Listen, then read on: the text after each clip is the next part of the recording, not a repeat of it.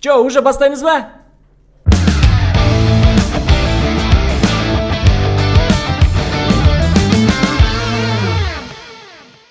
Йо, сәлем, бұл Бақа Ньюс. Менің көрермендеріме жалынды сәлем. Ал хейтерларыма жын көтен. Маған ешкім авторитет емес. Сондықтан жаңалықтарымды қорықпай ашық талқылаймын.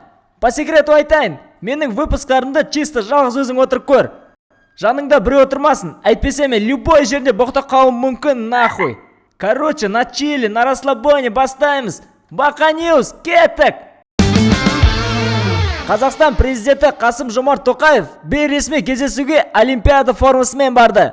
Таң қалатын ештеңе жоқ, себебі біздің президент всегда в форме ғой.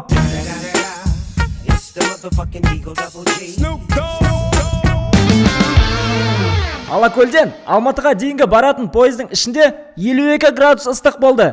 Хуйня ғой, сендер Алматы Маңғышлақ пойызына отырып көрдіңдер ма? Алматы Маңғышлақ пойызында акарачка сияқты күйіп, су сияқты қайнап, жұмыртқа сияқты пісіп, жұмыртқамызда пісіп нахуй. Алматы Маңғышлақ пойызының майталмандары, біз біргеміз. Ақшта жағажайлардағы қоқыстарды енді роботтар жинайды. Ал сен, блядь, өз комнатыңды жинай алмай жүрсің. Бар көтіңді көтерде өз киімдеріңді реттеп таста хотя бы, шіріп жүре бермей нахуй.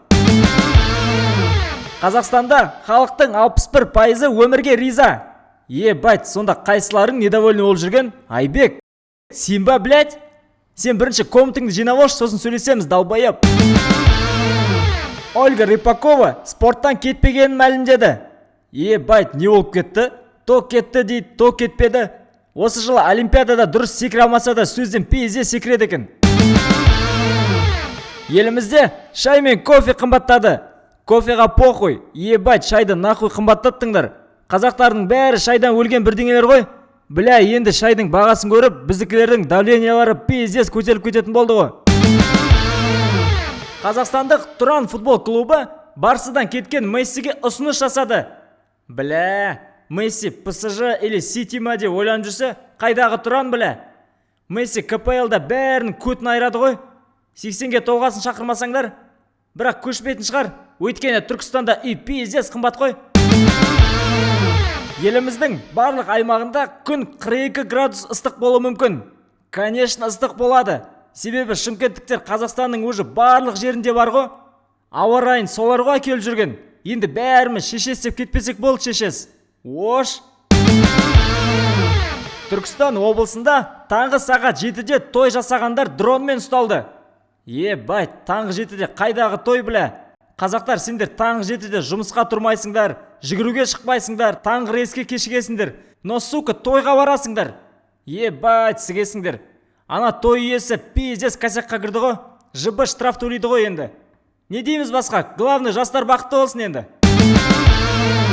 Қазақстандық балуан 2020 жылғы Олимпиада ойындарының финалына шығу үшін күресте қарсыласын тістеп алды.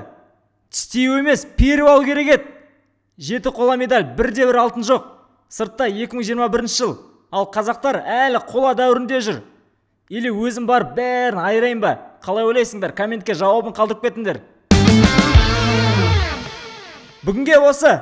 Выпусты көргеннен кейін Месси сияқты сігіліп кетпей, хотя бы лайк, коммент қалдырып кетіңдер. Сосын не ғой? Мен кішкене звезда болып бара жатырмын ғой. Поэтому реклама анау-мынау болса хабарласыңдар. Ставка, казино, похуй, жасай берем. Давайте, ютубта отыра бермей, пайдалы бірдеңе істеңдер. Чау!